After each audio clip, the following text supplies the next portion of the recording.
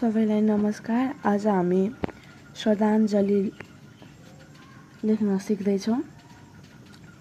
श्रद्धाञ्जलीमा सर्वप्रथम अब प्रश्नले के खोजेको छ त्यो सर्वप्रथम हामीले हेर्नुपर्छ। कोही आदरणीय व्यक्तिको असामयिक निधनप्रति लेखिने श्रद्धाञ्जली तथा संवेदनाको नमुना तयार पार। श्रद्धाञ्जली विशेष गरी कुनै पनि व्यक्तिको मृत्यु हुँदा उसको परिवारलाई संवेदना सपोर्ट दिनेलाई लेखिन्छ र सर्वप्रथम श्रद्धाञ्जली लेख्दाखेरि एउटा बक्सा बनाउन एकदमै आवश्यक छ। त्यसपछि श्रद्धाञ्जली एवं संवेदना लेखिदिनु होला।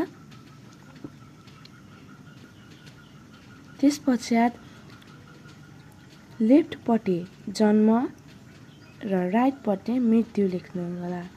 अनि एउटा फोटो बनाएर फोटोको एल्बम बनाएर हजुरहरूले यहाँ एउटा मोमबत्ती गरिदिनु होला, जसले चाहिँ शान्तिको प्रतीक दिनेछ। अनि स्वर्गीय जसको मृत्यु भएको छ उहाँको नाम लेखिदिनु होला।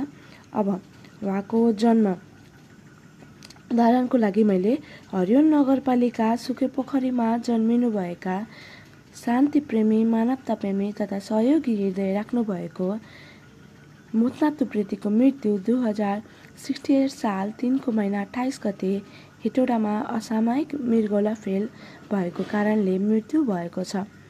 यसमा चाहिँ सर्वप्रथम व्यक्ति कहाँबाट हुनुहुन्छ, उहाँको जन्मथलो कहाँ हो, कति गते मृत्यु भयो र के कारणले मृत्यु भयो भन्ने व्यक्त गरिएको छ। त्यसपश्चात उहाँ कस्तो स्वभावको हुनुहुन्थ्यो। उहाँ संसारमा नभए तापनि सदैव हाम्रो मनमा भने हुनुहुन्छ। यो हृदय विदारक घटनाले हामीलाई मर्माहत र स्तब्ध भएको छ। अलिकति आफूले संवेदना प्रकट गरिदिनुपर्छ। यस दुःखद घडीमा मोत्नातुप्रेतीको दिवंगत आत्माले चिर शान्ति पाओस् भन्ने कामनाको साथ हार्दिक श्रद्धाञ्जली अर्पण गर्दछौँ। यसमा हामीले उहाँलाई रेस्ट इन पिस भनेर श्रद्धाञ्जली अर्पण गर्नुको साथसाथै उहाँको परिवारलाई पनि हिम्मत आओस् भनेर संवेदना प्रकट गर्नुपर्छ। साथै उहाँको समस्त परिवार प्रति धैर्य धारणा गर्ने क्षमता मिलोस् भन्दै भावपूर्ण संवेदना प्रकट गर्दछौँ।